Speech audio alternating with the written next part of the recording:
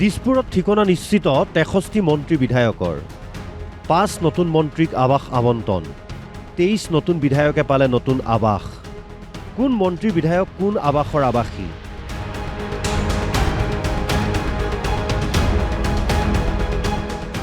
দিছপুৰত চৰকাৰ সলনি হোৱাৰ লগে লগে বহুতৰে ঠিকনা সলনি হ'ল পদবী কোনোবা যদি বিধায়কৰ পৰা মন্ত্ৰী হ'ল কোনোবা আকৌ মন্ত্ৰীৰ পৰা বিধায়ক হ'ল সমান্তৰালভাৱে সলনি হ'ল একাংশ মন্ত্ৰী বিধায়কৰ চৰকাৰী আৱাস ইতিমধ্যে নতুনকৈ মন্ত্ৰীসভাত অন্তৰ্ভুক্ত হোৱা 5 মন্ত্ৰীক দিছপুৰত চৰকাৰী আৱাস আবণ্টন দিলে সাধাৰণ প্ৰশাসন বিভাগে ইয়াৰ ভিতৰত আৱাস নং M9ত সুশান্ত বৰগোহাঁই আৱাস নং M2ত ৰামেশ্বৰ তেলী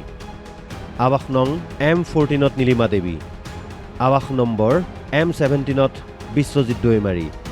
আৱাস নম্বৰ M21ত অশ্বিনী ৰায় চৰকাৰ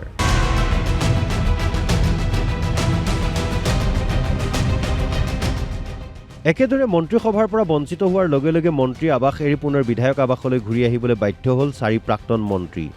ইতিমধ্যে এইসকল প্ৰাক্তন মন্ত্ৰীক বিধায়ক কলনীত চৰকাৰী আৱাস আবণ্টন দিছে বিধানসভা সচিবালয়ে ইয়াৰ ভিতৰত ৰূপেশ গোৱালাক বিধায়ক আৱাস F4 সঞ্জয় কিষাণ আৱাস নম্বৰ G3 চন্দ্ৰমোহন পাটোৱাৰী আৱাস নম্বৰ H2 প্ৰশান্ত ফুকন আৱাস নম্বৰ G9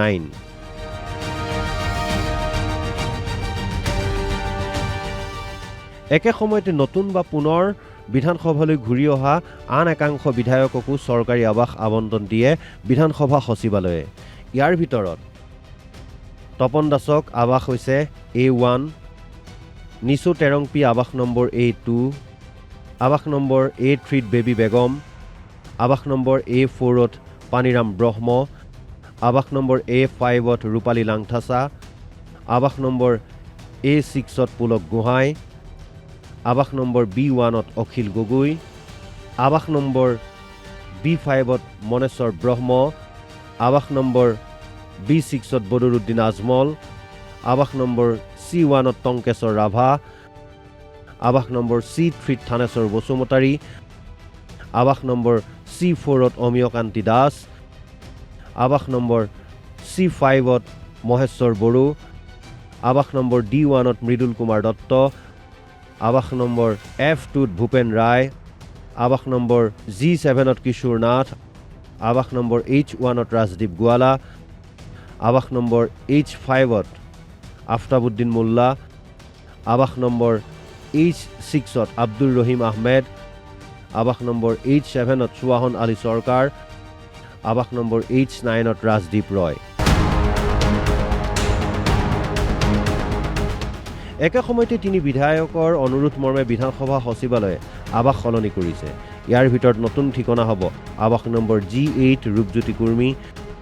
আৱাস নম্বৰ G2 কমলাক্ষ দেৱপুৰকায়স্থ আৱাস নম্বৰ H10 বলিন চেতিয়া অৱশ্যে এতিয়াও প্ৰায় 29 বিধায়কে পোৱা নাই চৰকাৰী আৱাস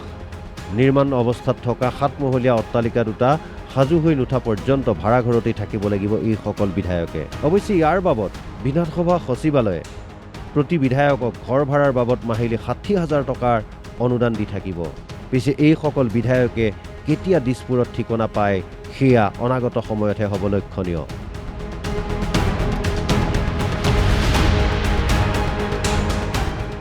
ৰমেন কলিতাৰ ৰিপৰ্ট অসম লাইভ 24